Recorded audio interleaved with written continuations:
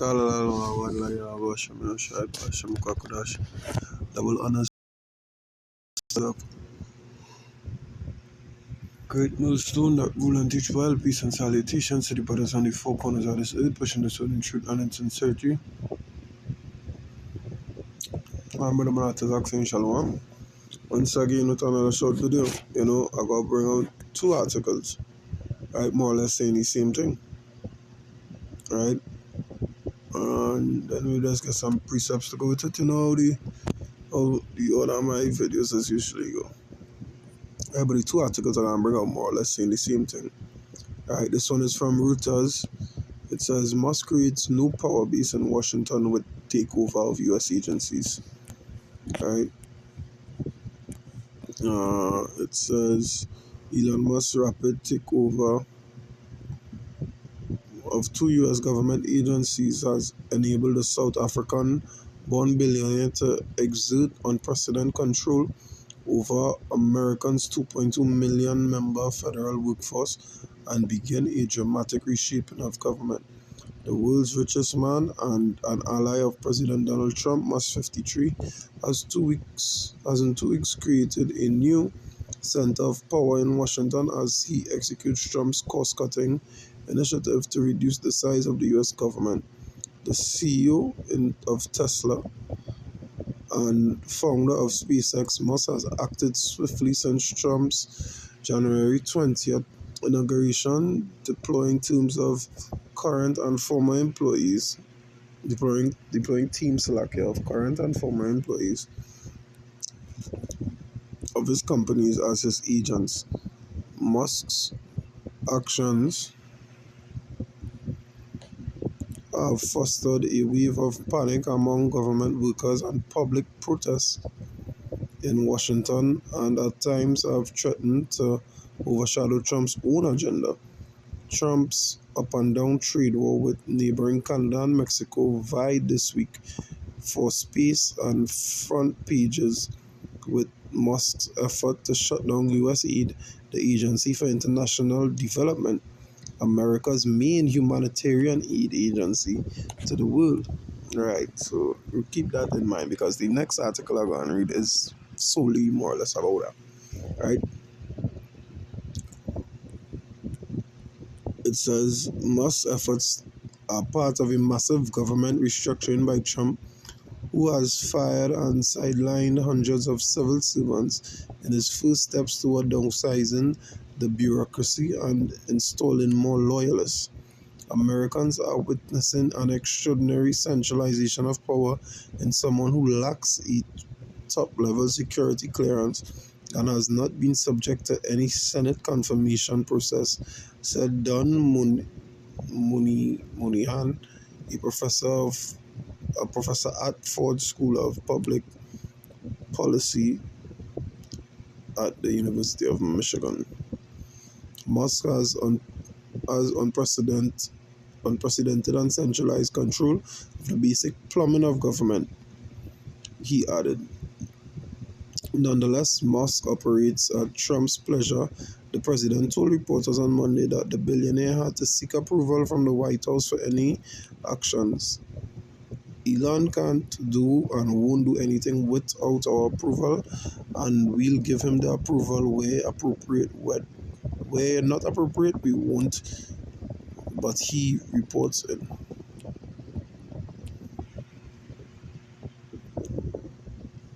A White House source said those leading his mission with Elon Musk are doing so in full compliance with federal law, appropriate security clearances, and as employees of the relevant agencies, not as outside adversary advisors or entities.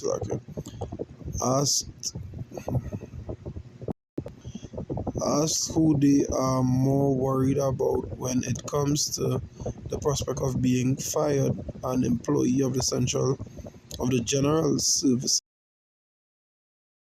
Property and Services said Musk, no one is really talking about Trump. Understand? So the saying is that Musk is like Trump. basic, like he right hand lieutenant then. Understand? It's like he do what he had do. He becoming the face of the organization more or less. They say Trump has put Musk in charge of what both men call the Department of Government Efficiency. Despite its name, it's an important department. Musk does not draw a government salary, and Dodge's creation immediately drew lawsuits from government unions, watchdogs, and public interest groups. Exactly who makes up Dodge is unclear. The Trump administration has not released a list of Dodge employees, nor has it said how they are paid or how many have entered each agency. Musk and his Dodge lieutenants have taken over the office of the Personnel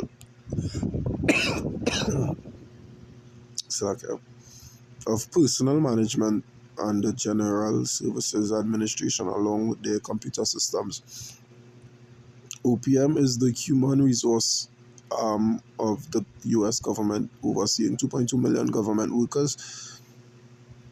From their emails have been sent out in the past week offering federal employees financial incentives to quit. The GSA oversees most governments' contracts and manages federal property.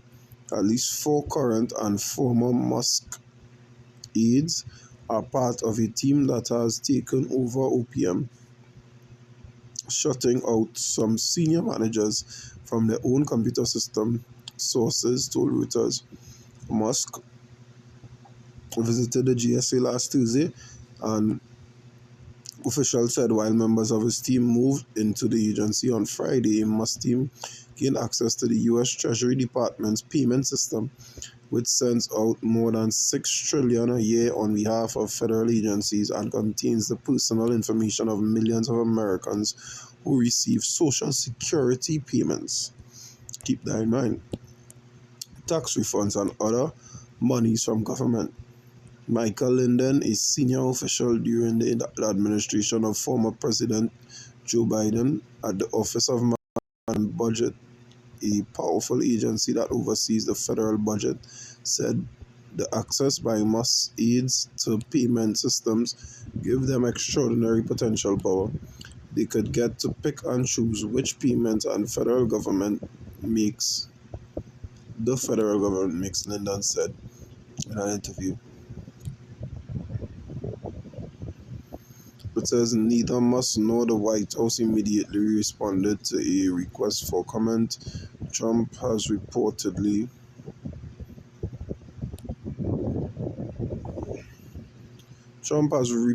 said that the federal bureaucracy is bloated and inefficient and needs to be downsized. He also accuses many federal workers of being liberal ideologues out to thwart his agenda. Ideologies? Never mind. That way I will stop in this article for now. But the gist of it is that, Musk doing a general overhaul of the U.S. government under the consent of the new president, right? Now this is what the boy Gates had to say about it, right?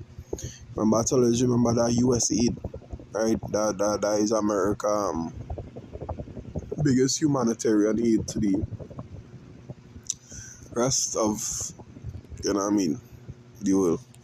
Right? It is scaling back U.S.A.T could cause millions of deaths, warned a worried Bill Gates. Bill Gates told the co-host of The View this week that he is worried about Elon Musk and Donald Trump's efforts to scale back U.S. aid, saying it could lead to millions of deaths. During his appearance, Gates discussed his new book, Source Code, and things like what he was like as a kid when he started taking school seriously and how he believes he would be diagnosed and on the autism spectrum if he'd been born today. He goes on to talk about his 3-hour dinner with President Donald Trump, tech taking a front row seat at Trump's second inauguration, and Elon Musk's efforts to shut down government agency USAID. The globalist philanthropist then got onto his favorite subject and openly warned that if USAID continues to be investigated and dismantled, a new pandemic could emerge, killing millions of people. Right.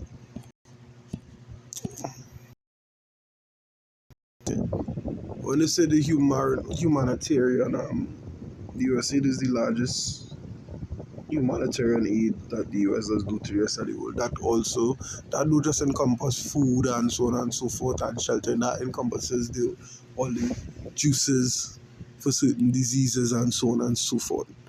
Right? Look up who Bill Gates' father is, look up who his mother is, look up what they were into. You know what I mean?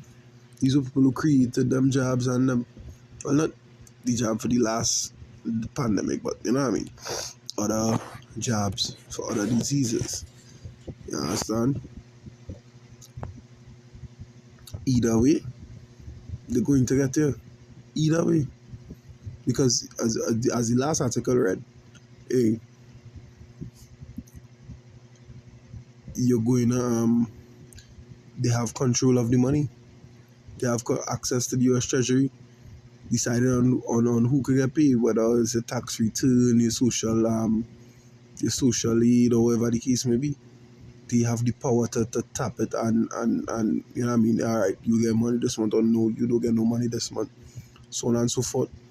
Precursor to what a song like, not the UBI, the social credit system, that is not a precursor to that. The last thing I read in the last article would say, well, the current government agencies are bloated with, you know what I mean, ideologies that were against the Trump agenda, right? I'm saying a social credit. You'll see where this is going here. Social credit, crediting system, so on and so forth. Favoritism, nepotism. Nah, it wouldn't be nepotism, slack. But yeah, you'll get what I'm saying here, right? So either way, they coming to get you, right? I'm gonna get a precept. The Revelation 3 and 10. It says, because thou hast kept the word of my patience, I also will keep thee from the hour of temptation, which shall come upon all the world to try them that dwell upon earth. And the hour is dead at hand. Right? The hour is dead at hand. Because as it stands, right, they're going to make it look like it had no way out. It's either this or this, but no matter what you choose, it is going to be for their agenda. Trump creating he big hullabaloo, he big, you know what I mean, as they say, smoke and mirrors. Smoke and mirrors or smoke and mirrors or whatever they say. You know what I mean? The big illusion to make it look like he for the people and by the people. But in reality, he just taking another road to the same end result, same end goal. Look at what he said the Palestinians should leave Gaza and go to Jordan, and Jordan come out and say, anytime they come here, we will go to war with Israel. Right? My brother posted up in the group. The people in Jordan say, hey, they're going to crash the economy and it's already struggling. So let's send them here, we go into war with Israel.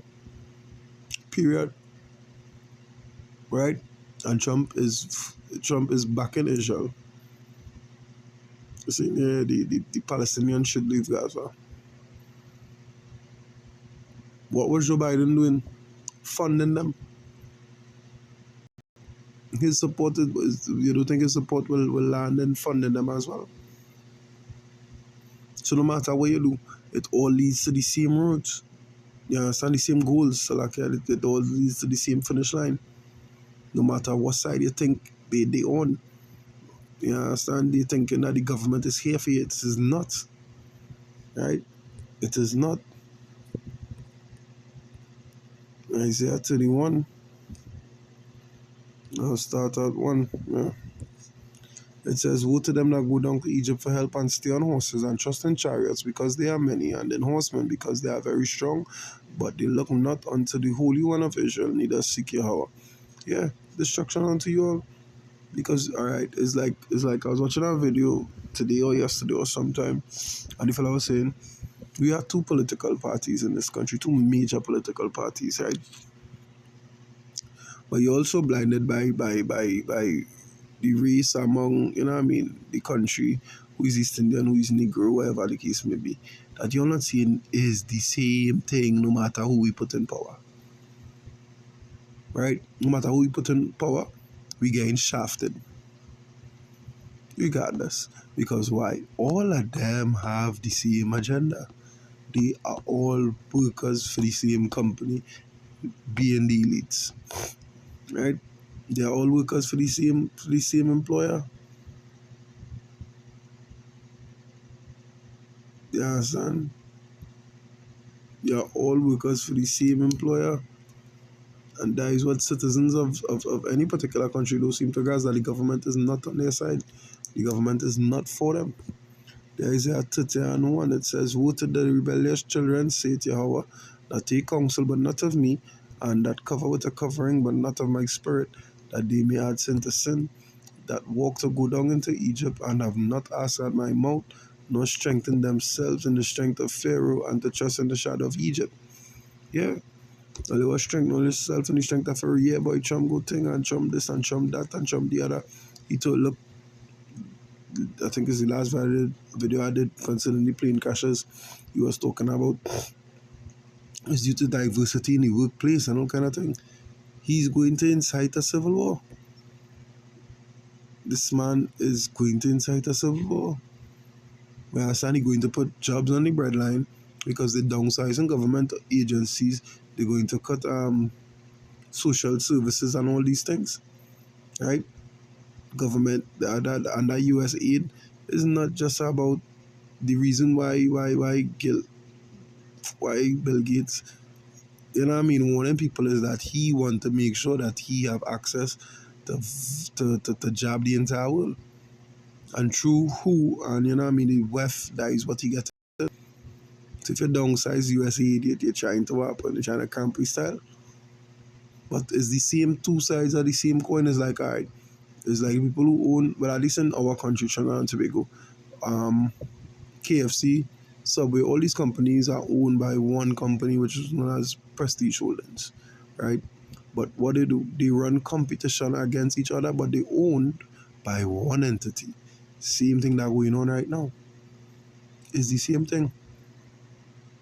So once you don't trust Yahweh Bashem Yoshai, obviously you're trusting Egypt, spiritual Egypt and Saddam, and they're going to meet your doom and your shame, right?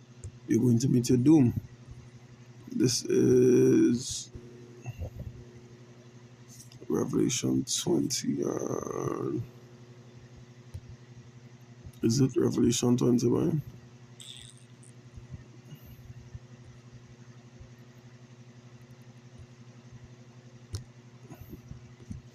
Is it 19?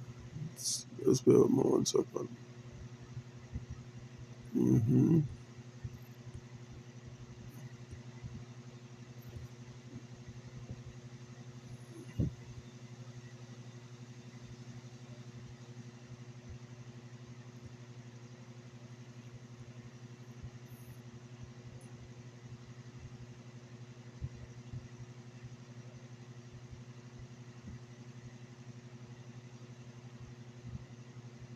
Yeah, Revelation 19 and 20, it says, and the beast was taken, and with him the false prophet that wrought miracles before him, with which he deceived them that had received the mark of the beast. Here, remember that mark is a mark of servitude, a mark of loyalty to what? To spiritual Solomon Egypt, right? To the system, right? And them that worship his image, these both were cast alive into the lake of fire burning with brimstone. Yeah. And and Salaki and the remnant were slain with the sword of him that sat upon the horse, which sword proceeded out of his mouth, and all the fowls were filled with their flesh. Right? You understand? Him that helping and him that is helping.